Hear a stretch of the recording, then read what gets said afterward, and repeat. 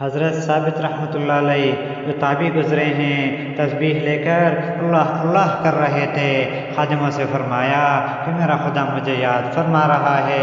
خادم کہنے لگے کہ حضرت آپ کو کیسے معلوم کہ اللہ تعالیٰ آپ کو یاد فرما رہے ہیں؟ کیا حضرت کو الہام ہوا ہے؟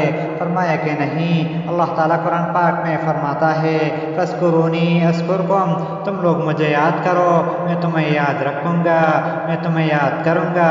تو جب انہوں نے مجھے اپنی یاد میں لگا رکھا ہے تو ضرور مجھے یاد کر رہے ہیں، کیونکہ قرآن پاک تو غلط نہیں ہو سکتا۔ فاذکرونی اذکرکم، تم مجھے یاد کرو میں تمہیں یاد کروں گا۔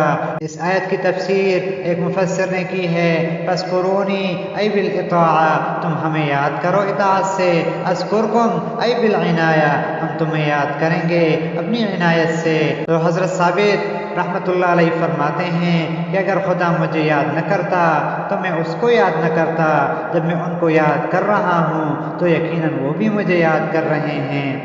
ایک بزرگ سے ایک شخص نے کہا کہ میں اللہ اللہ کرتا ہوں لیکن معلوم نہیں کہ میرا ذکر قبول ہے کہ نہیں۔ جس طرح آج کل کے زمانے میں بھی لوگ پوچھتے ہیں کہ میں بہت ساری عبادتیں کرتا ہوں، نماز پڑھتا ہوں، وظائف کرتا ہوں، پتہ نہیں اللہ ہماری سنتا ہے کہ نہیں۔ تو حضرت نے فرمایا کہ اللہ جب پہلی دفعہ اللہ کہنے کو قبول کرتا ہے تب دوسری دفعہ اللہ کہنے کی توفیق دیتا ہے۔ ایک صاحب نے کہا کہ معلوم نہیں میری نماز قبول ہے یا نہیں۔ فرمایا کہ تم کسی بادشاہ کے دربار میں جاؤ اور اسے تمہارا آنا پسند نہ ہو تو وہ بادشاہ تم کو دوبارہ اپنے دربار میں گھسنے دے گا۔ لہٰذا جب اللہ فجر کے بعد ظہر پڑھوا دے تو سمجھ لو فجر قبول ہو گئی، اور عصر کے بعد مغرب پڑھوا دے تو سمجھ لو کہ عصر قبول ہو گئی، ورنہ اللہ اپنے گھر میں داخل بھی نہ ہونے دیتا۔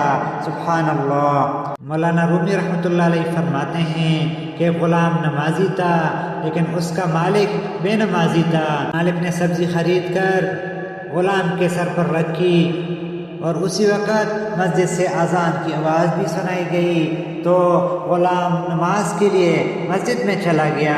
اب مالک صاحب مسجد کے باہر انتظار کر رہے ہیں، سب نمازی آ گئے مگر غلام نے نماز پڑھتے پڑھتے دیر لگا دی۔